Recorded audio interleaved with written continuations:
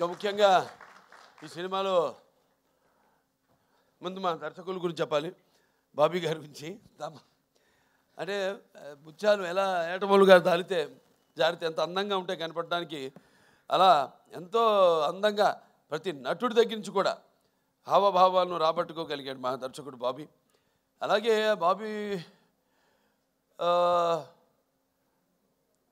ఎలాంటి ఒక ప్రియుడిని ప్రేమించినట్టు నన్ను ప్రేమించేసి ఏది వదలకుండా ఎంతో సున్నితంగా ఎంతో నాలో అయిన నట విశ్వరూపాన్ని ఆవిష్కరింపజేసిన బాబీకి నా హృదయపూర్వక కృతజ్ఞతలు తెలియజేసుకుంటున్నాను. ఒక నమ్మకం, ఏదైనా ఒక నమ్మకం ఉంటాను.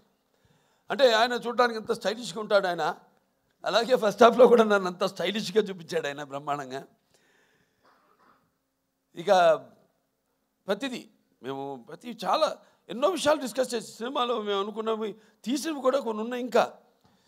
కానీ సినిమా నిడువుని బట్టి ఎంత ఉండాలి సినిమా అంతే. ఒక పాయింట్, చిన్న పాయింట్ నాకు ఇప్పుడు అంటుంటారు, సినిమాని ప్రేమించకూడదు మనం, సినిమా తీయాలి అంతే. ప్రేమించామంటే ఇక మన కంట్రోల్లో ఉండదు సినిమా అన్నది. వెళ్ళిపోతుంది 3 గంటలు కూడా దాటుతుంది సినిమా. అలా కాదు, చెప్పేదైతే చిన్న పాయింట్ మంచి సన్నివేశాలతో క్లుప్తంగా చేయగలిగితే ఇవ్వగలిగితే అది డెఫినెట్గా సక్సెస్ అవుతుంది ఆ సినిమా అన్నది. అలాగే బ్రహ్మాండంగా వాళ్ళ టీము అందరు కూడా బ్రహ్మాండంగా వర్క్ చేసి ఇవాళ డైరెక్షన్ డిపార్ట్మెంటు క్రాంతి అయితేనేమి, లేకపోతే సోమరాజు గారు అయితేనేమి, రాధాకృష్ణ గారు అందరూ, అలాగే ఆయన రైటర్స్ మిగతా మన మోహన్ కృష్ణ గారు, చక్రి గారు, వినీత్ గారు అయితేనేమి అందరూ ఎంతో బ్రహ్మాండంగా దాన్ని అందరూ కష్టపడి ఈ కథను చేయడం జరిగింది, ట్రీట్ చేయడం జరిగింది.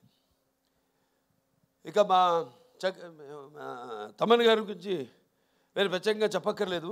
అందరితో ఇంటి పేరు మార్చేశారు. ఇప్పుడు నందమూరి ఎస్ఎస్ తమన్ కాదు, నందమూరి తమన్ అని. కానీ నేనంటాను ఈ రోజు నుంచి నందమూరి కూడా కాదు, ఎన్బికే తమన్ అని, అది బెటర్గా ఎన్బికే తమన్ అని నామకరణం చేస్తున్నాను. అలాగే ప్రతి ఒక్కళ్ళ గురించి చెప్పుకోవాలి సినిమాలో. మా రైటర్స్ అనంత శ్రీరామ్ గారు అయితేనేమి, అటు కాసర్ల శ్యామ్ గారు అయితేనేమి, సాహిత్యం అద్భుతమైన. ఇందాక అనంత శ్రీరామ్ గారు పాడుతుంటే నా కళ్ళల్లో నీళ్లు, అంటే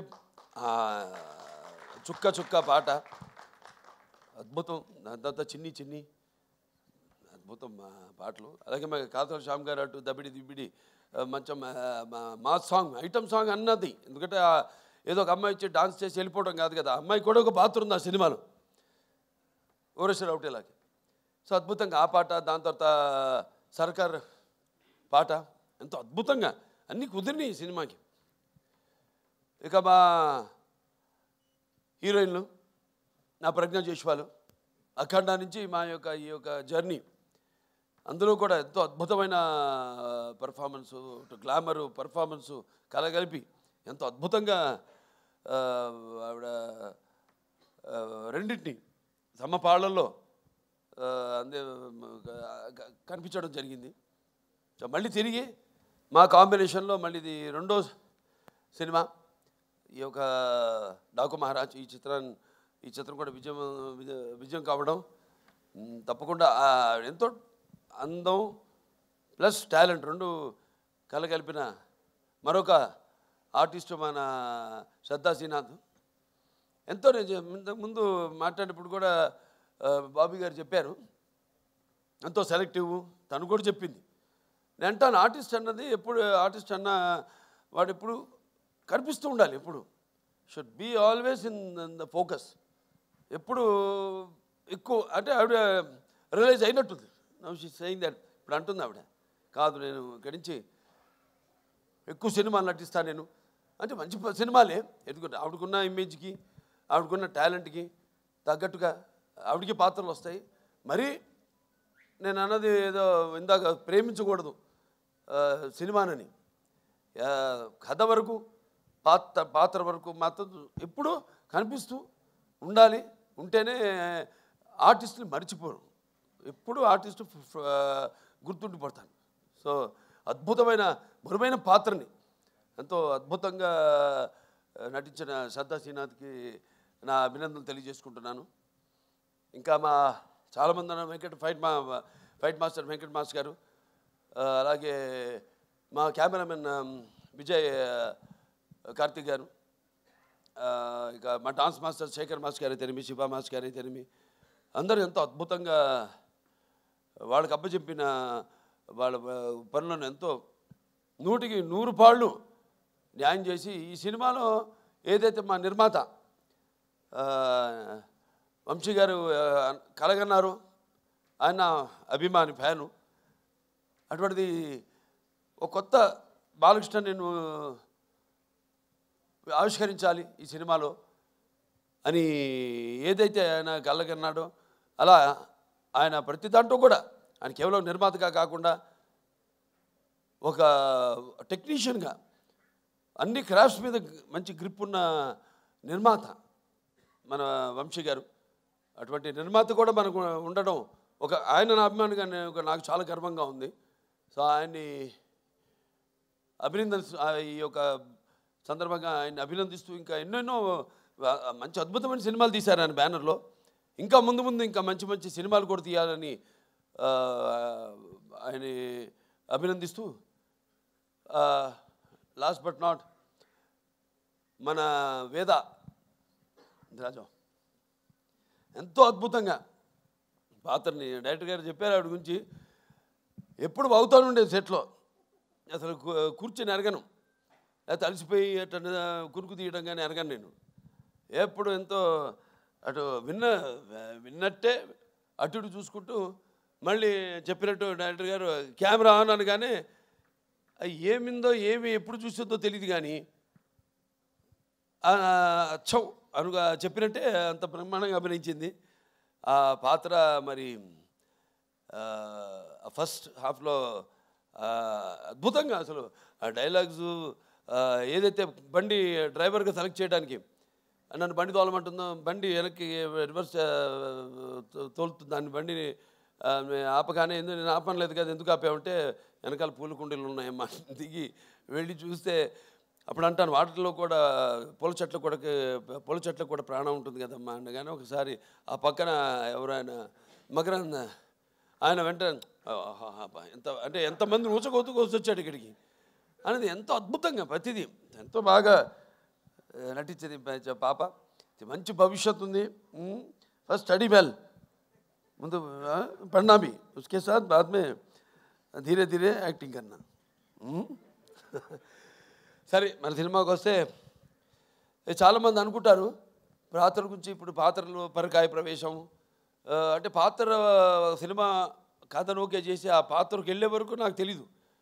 అంటే నేను నా వాచకం, నా ఆంగికం కానీ, నా ఆహార్యం కానీ ఎలా ఉంటుందో నాకు ఐడియా లేదు, ఉండదు. ప్రతి పాత్రకు ఒకటే చేస్తాను నేను. కాకపోతే ఒక్కసారి ఆ పాత్రలోకి వెళ్ళినప్పుడు ఆ పాత్ర నన్ను ఆ పరకాయ ప్రవేశం చేసినప్పుడు అంటే నేను ఎప్పుడు చెప్తుంటాను, ఒక యాక్టింగ్ అంటే కేవలం అరవడం, నవ్వడము, ఒక తృప్తి పరిచే ఒక అరుపు, ఒక డైలాగ్ అరవడము కాదు. పాత్ర అంటే ఒక పరకాయ ప్రవేశం ఇంకో పాత్రలోకి. ఏ పాత్ర అనుభవాలు అయితే ఆ పాత్రకు ఆత్మ అనుభవాలు అయితే మనము అనుభవించలేదో ఆ పాత్రలోకి వెళ్ళిపోవడం. సో అది నాకు ఒక గొప్ప వరంగా భావిస్తున్నాను మా నాన్నగారి తొరత. అలాగే చాలామంది అంటుంటారు అంటే ఈ సినిమా మొదలైంది కూడా ఈ సప్త సముద్రాలు వాటి గురించి చర్చించుకుంటూ ఎన్నో చర్చించుకున్నాం సరదాగా. ఇక చర్చించుకోవడానికి ఉంది, సబ్జెక్ట్ ఇంత అనుకుంటాం, దాన్ని కుదిస్తామండి. నేను చెప్పినట్టు 2.5 గంటలు అంటే మనకి ఎలా ఉన్నాయి, లవణ సముద్రం అయితేనేమి, ఇచ్చు సముద్రం అయితేనేమి, లేకపోతే సర్ప సముద్రం అయితేనేమి, దధి సముద్రం అయితేనేమి, క్షర సముద్రం అయితేనేమి, లేకపోతే శుద్ధ సముద్రం అయితేనేమి, ఇలా మన దాంట్లో కూడా మన శరీరంలో కూడా 7 సముద్రాల నుంచి మొదలైంది. మన ప్రపంచంలో కూడా 7 సముద్రాలు ఉన్నాయి. ఎలా ఏం చేద్దాం, ఈ నీళ్ళ గురించి ఎన్నో డిస్కషన్స్ చేసాం, వాటర్ గురించి. ఓ సీన్ కూడా తీసేసాం నిడువు ఎక్కువైందని. దాంట్లో మన గురించి చెప్పుకుంటాం. ఏది మన సార్ ఆర్థర్ కాటన్ ధర ఒక్కడే గోదావరి దగ్గర ధవళేశ్వరం ఆనకట్ట కట్టించాడు. అలాగే ఈ యొక్క ఏదైతే పట్టిసీమ ద్వారా సముద్రంలో వృధాగా కలిసిపోతున్న నీళ్లను మళ్లించి అతి తక్కువ వర్షపాతం ఉన్న ప్రాంతాలకి, కరువు కాటకాలు విలయతాండవాడుతున్న ప్రాంతాలకి నీళ్ళు ఇచ్చిన చరిత్ర మంది అని ఇలా ఎన్నో అన్నీ అంటే ఒక మన తెలుగువాడు గొప్పతనం ఇవాళ ఇక్కడే కాదు, ఎక్కడికి వెళ్ళినా అంతా మన తెలుగువాడు ఉన్నారు ప్రపంచంలో. అటు అమెరికా వెళ్ళినా, ఇటు ఆస్ట్రేలియా వెళ్ళినా. అందుకే ఈయన చెప్పినట్టు, తమన్ గారు చెప్పినట్టు, సినిమా అక్కడ అమెరికా అయితేనేమి, ఇటు ఆస్ట్రేలియా అయితేనేమి, ఇటు ఇంగ్లాండ్ అయితేనేమి, ఇటు అక్కడ ఆఫ్రికా అయితేనేమి, ఎక్కడ కూడా ఎక్కడెక్కడ మన ప్రవాస తెలుగు వాళ్ళు ఉన్నారో అక్కడ వాళ్ళే కాకుండా ఇవాళ మన తెలుగు సినిమా ఏ రేంజ్కి వెళ్ళిందంటే ఇవాళ అవతల వాళ్ళు అంటే ఆ దేశస్తులు కూడా సినిమాను చూసి, మన సినిమాను చూసి ప్రశంసించే స్థాయికి మన తెలుగు చలనచిత్ర పరిశ్రమ ఎదిగిందంటే మరి మనం ఎంతోమంది దానికి మన ఎక్కువ చెప్పుకోము. సో కాబట్టి ప్రేయర్లో అప్రస్తుతం ఇక్కడ. ఎందుకంటే నా వరకు నేను నా గురించి ఆలోచించుకుంటుంటాను. నా వరకు నేను ఎంత బాగుండాలి అంత అన్నది ఒక స్వార్థం అయితే తమ్మన్ గారు చెప్పారు చాలా వివరంగా. ఇవాళ ప్రపంచం ఎలా ఉందో, ఎంత కుదించుకుపోతుంటో అంత క్లిష్టంగా తయారవుతుంది ఈ ప్రపంచం. ఇవాళ నీళ్ళ గురించి తీసామంటే నీళ్ళే ఇవాళ అక్కడ చైనా అయితేనేమి, గాజెస్ అయితేనేమి, లేకపోతే ఇవాళ బ్రహ్మపుత్ర మీద రేపు ఆనకట్ట కట్టాలి వాళ్ళు అనుకోవడం అయితేనేమి, రేపు అబ్దుల్ కలాం గారు చెప్పినట్టు ముందు జరగబోయేది వెపన్స్తో కాదు, యుద్ధాలు, వాటర్ వార్స్ జరుగుతాయని ఆయన యుఎన్ఓలో ఆయన ప్రసంగంలో చెప్పడం జరిగింది అబ్దుల్ కలాం గారు. అలా ఎన్నో చూసుకుంటే నా వరకు నా రికార్డ్స్ అన్నీ అన్స్టాపబుల్, నా కలెక్షన్స్ అన్నీ అన్స్టాపబుల్, నా అవార్డ్స్ అన్నీ అన్స్టాపబుల్, నా రివార్డ్స్ అన్నీ అన్స్టాపబుల్. వీళ్ళకి ముఖ్యంగా నా తెలుగు ప్రజానికానికి అలాగే నా అభిమానులందరూ కూడా నా కృతజ్ఞతలు తెలియజేసుకుంటున్నాను. ఎందుకంటే మనం ఇచ్చిన దాన్ని ఆదరించి